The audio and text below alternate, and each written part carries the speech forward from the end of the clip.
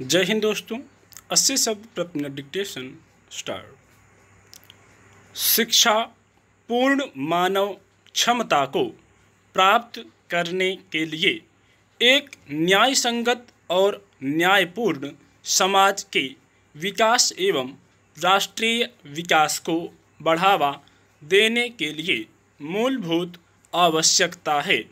ज्ञान के परिदृश्य में पूरा विश्व तेजी से परिवर्तन के दौर से गुजर रहा है। इसी संदर्भ में भारत सरकार द्वारा 29 जुलाई 2020 को राष्ट्रीय शिक्षा नीति 2020 को मंजूरी प्रदान की गई तथा मानव संसाधन विकास मंत्रालय का नाम बदलकर शिक्षा मंत्रालय करने की भी मंजूरी दी गई। यह नई शिक्षा नीति 34 वर्ष पुरानी राष्ट्रीय शिक्षा नीति 1986 को प्रतिस्थापित करेगी। देश में नई शिक्षा नीति की आवश्यकता अधिक समय से महसूस की जा रही थी। भारत में अब तक 3 राष्ट्रीय शिक्षा नीति को लाया गया है। राष्ट्रीय शिक्षा नीति 1959, 1986 तथा 2020। राष्ट्रीय शिक्षा नीति 1986 को वर्ष 1992 में संशोधित किया गया था। शिक्षा पर पिछली नीतियों का जोर मुख्य रूप से शिक्षा तक पहुँच के मुद्दों पर था।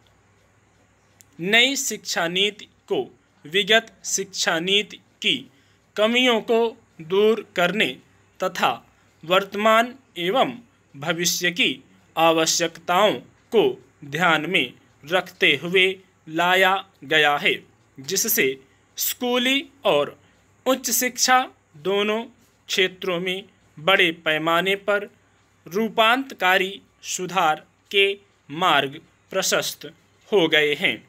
उल्लेखनीय है कि नई शिक्षा नीति के निर्माण के लिए जून 2017 में पूर्व इसरो प्रमुख डॉक्टर के कस्तूरी रंगन की अध्यक्षता में एक समिति का गठन किया गया था। इस समिति ने मई 2019 में राष्ट्रीय शिक्षा नीति का मसौदा प्रस्तुत किया था।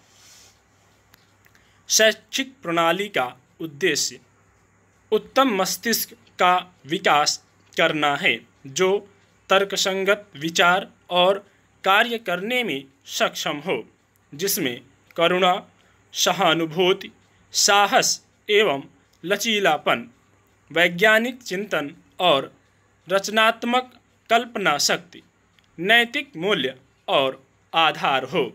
इसका उद्देश्य ऐसे प्रतिभाशाली लोगों को तैयार करना है जो कि अपने संविधान द्वारा परिकल्पित समावेशी बहुलतावादी समाज के निर्माण में बेहतर तरीके से योगदान करें।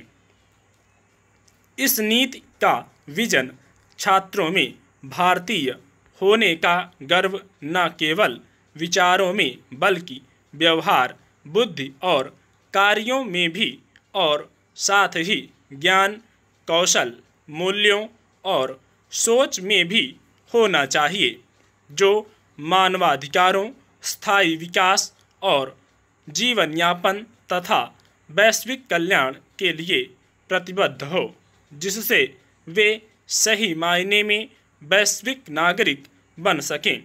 सबके लिए आसान पहुंच, समानता, गुणवत्ता, वहनीयता और जवाबदेही के आधारभूत सिद्धांत पर निर्मित यह नई शिक्षा नीति सतत विकास के लिए एजेंडा 2030 के अनुकूल है।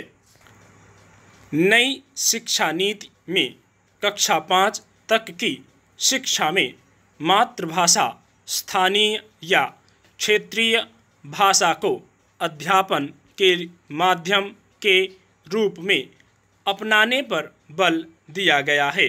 साथ ही इस नीति में मातृभाषा को कक्षा 8 और आगे की शिक्षा के लिए प्राथमिकता देने का सुझाव दिया गया है। बधिर छात्रों के लिए राष्ट्रीय और राज्य स्तर पर पाठ्यक्रम सामग्री विकसित की जाएगी तथा भारतीय संकेत भाषा को पूरे देश में मानवीकृत किया जाएगा। शिक्षा नीति 2020 में भारतीय भाषाओं के संरक्षण और विकास के लिए एक भारतीय अनुवाद और व्याख्या संस्थान, फारसी, पाली और प्राकृत के लिए राष्ट्रीय संस्थान स्थापित करने की बात कही गई है। इस नीति में पाठ्यक्रम के भार को कम करते हुए छात्रों में 21वीं सदी के कौशल विकास, अनुभव आधारित शिक्षण और तार्किक चिंतन को प्रोत्साहित करने पर विशेष ध्यान दिया जाएगा। नई नीति में प्रस्तावित सुधारों के अनुसार कला और विज्ञान, व्यावसायिक तथा शैक्षणिक विषयों एवं पाठ्यक्रम व पाठ्येतर गतिविधियों में बहुत अधिक अंतर नहीं होगा। नई शिक्षा नीति में छात्रों के सीखने की प्रगति की बेहतर जानकारी हेतु नियमित और रचनात्मक आकलन प्रणाली को अपनाने का सुझाव दिया गया है। इसके अतिरिक्त इसमें विश्लेषण तथा तार्किक क्षमता एवं सैद्धांतिक स्पष्टता के आकलन को प्राथमिकता देने की बात कही गई है।